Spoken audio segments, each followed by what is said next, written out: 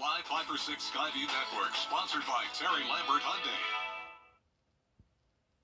Well, I know it's sort of a cloudy, gloomy day today, but that's going to be changing tomorrow as we'll have bright sunshine returning. Let's go look at that 5 for 6 forecast that's coming up. Right now on News Channel 6 at 4, Republican presidential candidate Nikki Haley stumping for votes in the Palmetto State. Live coverage from Aiken. Plus, the search for a robbery suspect is underway, but the family of the man originally arrested and released is speaking out. And the steps you can take to be ready for severe weather as News Channel 6 at 4 starts now. Live from Television Park, this is WJBF News Channel 6 at 4.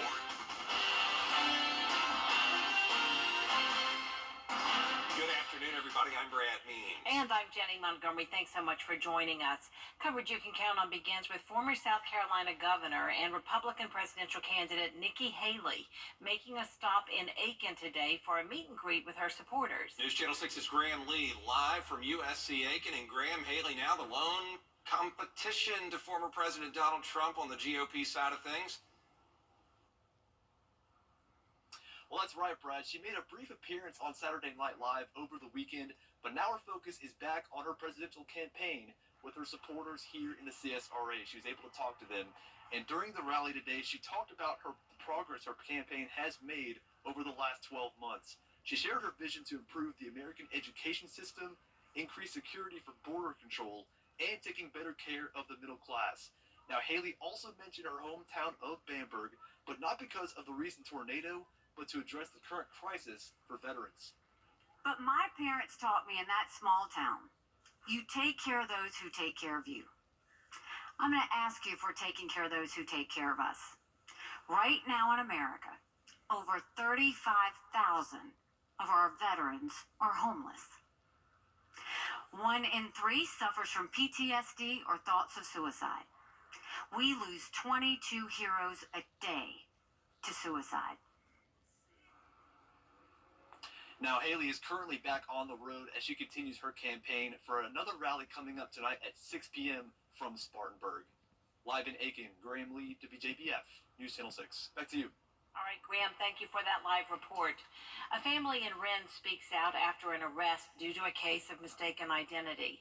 Minutes after someone robbed Regions Bank on Broad Street in Rennes, police attempted to detain who they thought was the suspect.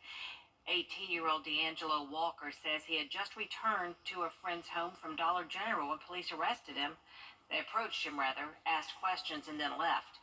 He says they returned, though, and in a hostile way arrested him. Chief of Police John Maynard took to social media saying tips led them to believe Walker was wearing similar clothing.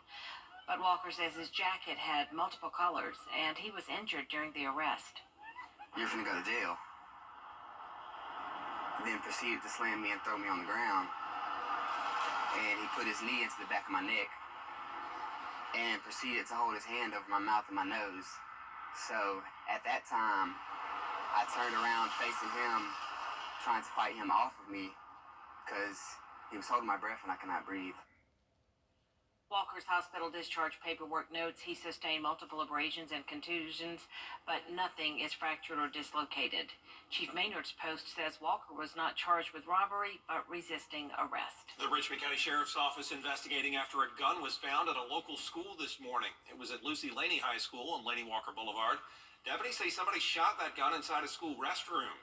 Nobody was hurt, and officers did arrest the students who they say are responsible. It is time now to take a first check of the weather. Our chief meteorologist Tim Miller joining us now. And let's take a look outside, guys. We're looking at line 5 for 6, which is showing some showers sort of here and there. Notice these showers are coming in from the east rather than from the west or from the north. And they're very, very light showers. Certainly no lightning here with this. We'll zoom a little bit closer. So a little bit of showers over downtown. I would say just over Hepzibah at this point, also near Appling. Then over near Graniteville, very, very light showers. Then more showers down towards the south, towards Sylvania. And then, I'd say southern Allendale County. That's really about it. No big heavy rain. That's pretty much all we're going to deal with for, I'd say, the next couple hours, these light showers before everything's said and done. Unfortunately, it's made it really cloudy and obviously cool, 52 degrees. We still have a wind advisory in effect until 7 o'clock tomorrow morning. These winds have been from the north Sustained winds at 13, 14 miles per hour. We've had some gusts up at 20, 25 miles per hour. Satellite view certainly shows the scattered showers sort of here and there, but notice we only have the showers. We've got big time clearing in parts of the upstate of South Carolina and our northeast Georgia mountains, seeing plenty of sunshine for us this afternoon. That's the sunshine we're going to get into by the time we get into tomorrow. So all of this will move down towards the south, and we'll start to clear the skies out. Still, though, rather cool to the north. 52 for us, our clouds and our showers. But 63 Jackson, much cooler off towards the west. Remember, Texas was in the 70s just a few days ago, not now. 47 at 7 o'clock, and notice we're going to hold here into the 40s. We'll finally get rid of these clouds, and we'll start to have some clearing skies. And tomorrow looks to be pretty wall-to-wall sunshine with temperatures into the mid to upper 50s. We'll talk more about our forecast and a big warm-up, too, all coming up in just a few minutes. Jenny Brent. All right, Tim, thanks. Augusta leaders focusing on flags around town. Young reminding city leaders that yard signs placed on the city right-of-way are a violation of state law. Young says to clean up Augusta, removing those illegal signs would be a good place to start. An amazing new eye surgery finally has FDA approval, and it's changing people's ability to see big time. Tomorrow on Jenny, we thought LASIK was revolutionary 25 years ago.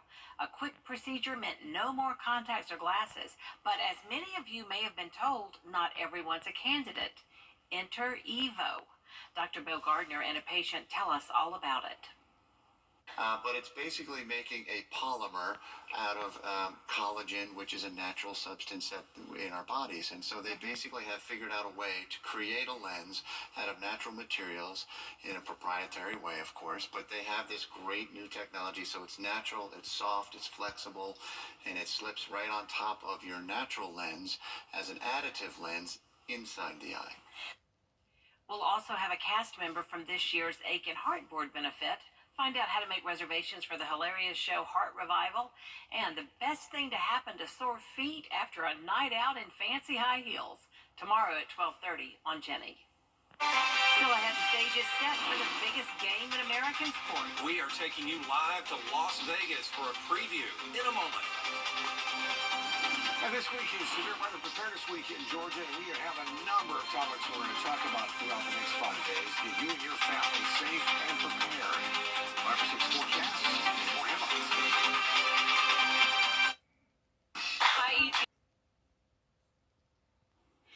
Now, your most accurate forecast with WJBF Live 5 or 6. Live 5 or 6 showing some showers around. Very, very light showers. Notice they're moving basically from east to west, really northeast to southwest at this point. And, of course, no lightning. There's no storms here with this. We'll zoom in a little bit closer.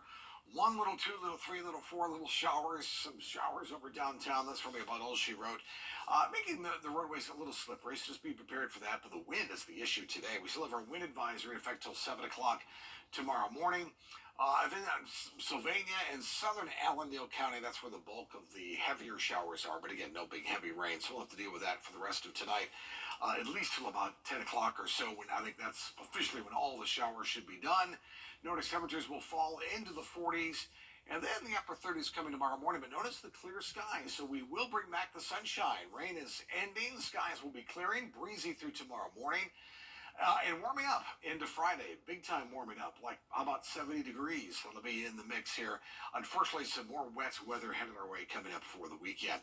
So as we look at some of the winds here all the way through tonight, through tomorrow morning, we're talking anywhere maybe 10 miles per hour. So may get a little breezy for tomorrow morning before things start to die down by tomorrow afternoon. So here's the setup. Low pressure that sits between Tampa and Miami. Moving off the coast, this little trough here, little area disturbed weather also will be moving out, and high pressure will be moving in, bringing us some great weather. In the meantime, California, still getting some rain here. We're talking about 7-8 inches of rain for Los Angeles, plus this will be a devastating event, again, for our friends in California. They don't need any more rain. And again, back home for us, we're just dealing with light showers, nothing compared to that. Futurecast, 11 o'clock, has us clear skies. Notice which way the arrows, these winds are going, right? So I think tomorrow, even though the wind advisory is done at 7 o'clock, I still think it's going to be a breezy day with plenty of sunshine, but some cool temperatures, highs only in the 50s. High pressure will start to come on in. As it does so by Wednesday night, Thursday morning, we'll start to get a wind that comes from the southwest, and temperatures will start to warm up. So here's the temperature trend. Upper 50s for tomorrow and Wednesday, notice 60s by Thursday, and we'll push 70 by Saturday and near that on Sunday. The caveat is, though, we're going to bring in some rain. Notice the overnight lows go from a chilly 29 Wednesday morning up to an overnight low of 50 by Sunday, and the rain chances go up as well starting Saturday at 30%. Until then, I think we'll be dry. 34, the overnight low for tonight as skies will start to clear, and it's still a bit on the breezy side. So breezy tomorrow, high of 61 on average, but we're going to be at 58, so we'll be a little bit below average as far as temperatures are concerned.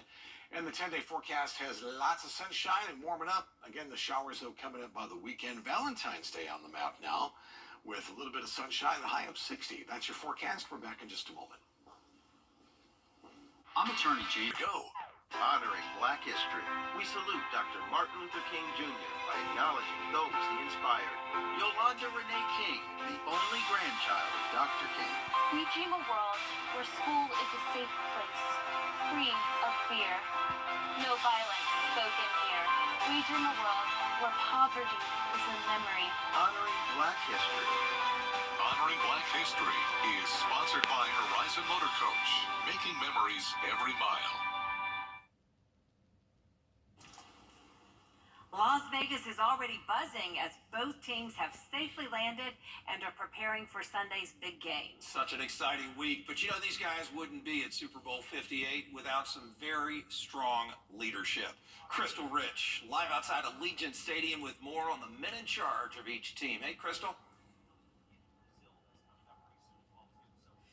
Hey, Brad and Jenny, it is a very rainy day here at Allegiant Stadium, but the Super Bowl is where legacies are made. And in Super Bowl 58, it'll either make Mr. Irrelevant relevant in Brock Purdy, of course, or it'll add another jewel in the crown of the best modern-day quarterback in Patrick Mahomes. But it also builds the legacies of the head coaches. And Chiefs Andy Reid and Niners Kyle Shanahan will battle it out once again in the rematch of Super Bowl 54. Both have a long history in football. Coach Reid is about to make his 5th appearance in a Super Bowl as a head coach, 4 of which are with the Chiefs.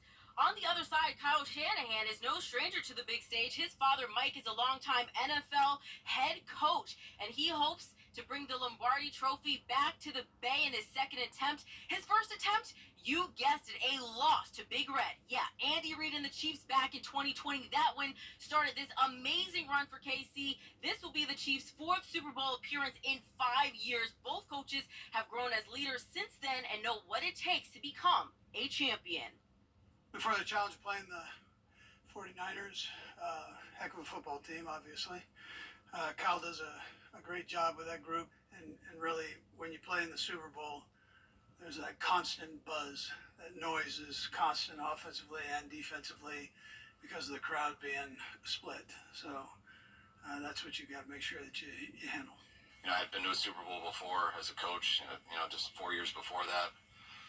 I think I went to 6 just as a family member growing up and just always hearing about it and watching it. I've been paying attention to stuff my whole life. Now, both coaches will be on the stage tonight for opening night, and then they will speak to the media every day until Thursday. After that, the teams will have to do their talking on the field on Super Bowl Sunday. For now, reporting live outside of Allegiant Stadium in Las Vegas, I'm Crystal Rich. We'll send it back to you guys. Crystal, let me ask you, you're expecting to hear from Football Commissioner Roger Goodell tonight. Yeah, this has garnered a little bit more attention than in years past. Yeah, and that's because usually this press conference is held on a Wednesday. This year it is today on a Monday. As you can imagine, a lot of media are not here yet, so they are not very happy about that. It is also invite only, and at these events, typically he gets asked very hard questions. So we'll keep you posted on the latest as that, but you can tell a lot of media not quite happy about the change. Crystal, thank you so much. Be safe out there this week. Great job.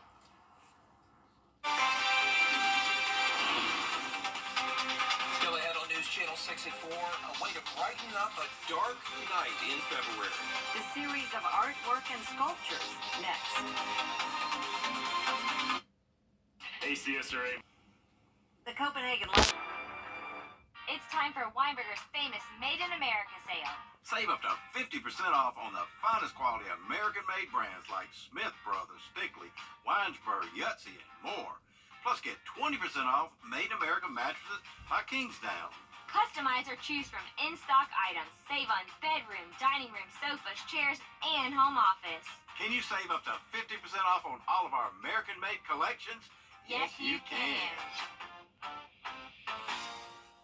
Join us for an evening of... The Copenhagen Light Festival in Denmark is underway. Oh, what a sight. More than 50 designs, part of the largest light art display in Europe. All of them connected by the artwork called the Green Beam. That's a green laser that shines in several directions for more than 2 miles. About 300,000 people visit the festival every year. The event lasts for the next 3 weeks. Mighty pretty artwork in a beautiful country. A lot more coverage you can count on coming up on News Channel 6 at 4:30. Including the United States carries out another round of airstrikes in the Middle East. What this could mean for escalation in the region.